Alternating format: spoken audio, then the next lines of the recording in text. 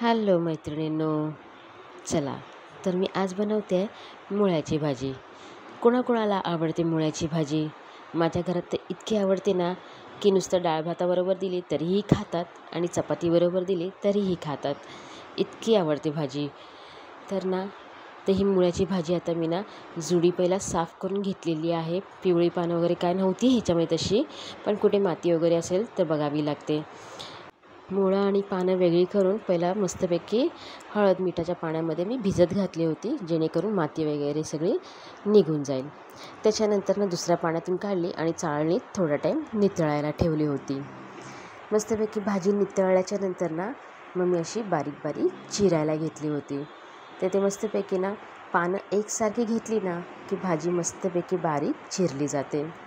तर इथे सगळी भाजी आहे मी चिरून एका बाऊलमध्ये, ज्या बाऊलमध्ये पाण्यामध्ये भाजी ठेवली होती त्याच्यामध्येच परत मी भाजी कापून ठेवलेली आहे बघा याच्यामध्ये.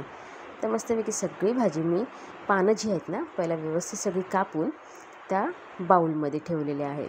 त्याच्यानंतर मग ह्याच्यामध्ये मुळा आता असाच मी कोण कापूनसुद्धा घालतात, तर मला कापून घालण्यापेक्षा किसून घालतात ती खूप आवडते. म्हणून मी काय करते, वरची ही स्किन असते मुळ्याची, ती अशी खरडून काढून टाकते. परत एकदा पाण्याने ती धुवून घेते आणि मस्तपैकी ह्या छोट्याशा किसणीवरती मी किसून, माझ्याकडे मोठी किसणी पण आहे, पण मी उगाच कशाला फापड पसारा म्हणून मी छोटीशीच किसणी घेतलेली आहे. त्याच्यावरती मस्तपैकी मी किसून घेतलेली आहे. आणि ती मी मुळे जे आहेत ते वेगळीकडे ठेवलेले आहेत आणि या पानांमध्ये मी मीठ घालून ठेवलेलं आहे. ते बघा मी दुसरीकडे ठेवलेले आहेत हे मुळे किसून. मस्तपैकी मी पानांना मीठ लावले आणि एका साईडला ठेवलेलं आहे. आता मी फोडणीच्या तयारीसाठी 2 कांदे घेतलेले आहे. त्यातला एक छोटा आहे आणि एक मोठा आहे.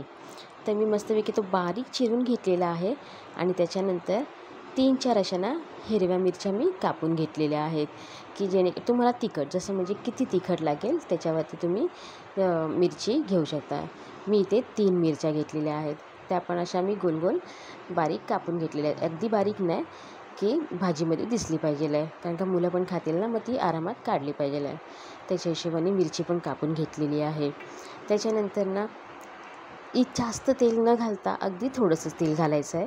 त्याच्यानंतर मी मिरची आणि कांदा फोडणीला घातलेली आहे. तेल गरम झाल्याच्यानंतर तेलामध्ये मिरची आणि कांदा चांगला मस्तपैकी गुलाबी होतो आहे तोपर्यंत मी दुसऱ्या साईडला पानांना चांगलं चुरून घेतलेलं आहे आणि मस्तपैकी पिळून घेतलेलं आहे, की जेणेकरून ते मिठाचं पाणी सगळं निघून जाईल. आणि असं केल्याने भाजी मस्तपैकी लवकर पण शिजते आणि पानं त्याची मऊ पण होतात.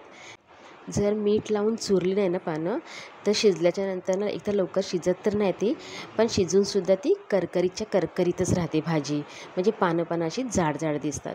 तर मस्तपैकी आता मुळा आणि पानं आहेत सगळे मी एकत्र करून मिक्स करून घेतलेले आहेत, म्हणजे त्याला सगळं सोडवून घेतलेले आहेत, नाही तर गट्टे राहतात फोडणीमध्ये. इथे मस्तपैकी कांदा गुलाबी झाल्याच्यानंतर ह्याच्यामध्ये भाजी घातलेली आहे आणि चांगलं मी परतून घेतलेला आहे. मीठ वगैरे घातलं आणि परत एकदा परतून घेतलेला आहे. भाजीवरती झाकण घालून मी ही क्रिया करत होते.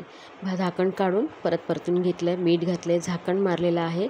असं करून भाजी मस्तपैकी मी शिजवून घेतलेली आहे. आणि त्याच्यानंतर आता मी इथे भरपूर ओलं खोबरं घातलेलं आहे. त्याने इतकी छान टेस्ट येते की भाजी तुम्ही नुसती जरी तोंडात टाकलीत तरी त्याचा खोबऱ्याची आणि टेस्ट आल्यामुळे भाजी खूप छान लागते.